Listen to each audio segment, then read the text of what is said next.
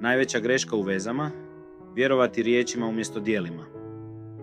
Netko ti može svaki dan šaptati volim te, može ti obećavati kule i gradove, može ti pričati kako si mu najvažnija osoba na svijetu.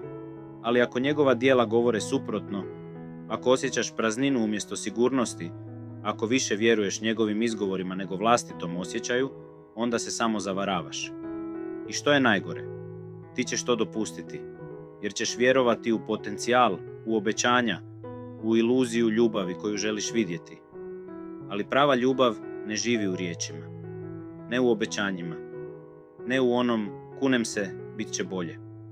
Prava ljubav se vidi u tišini, u onome što ostaje kad riječi nestanu. Ljubav je poštovanje. Ljubav je dosljednost. Ljubav su djela, ne izjave.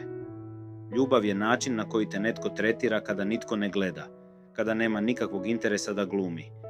Zato prestani prihvaćati prazne riječi i lažna obećanja.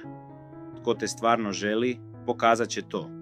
Kroz vrijeme, trud, poštovanje i prisutnost. A tko to ne pokaže, nikada te zapravo nije ni želio.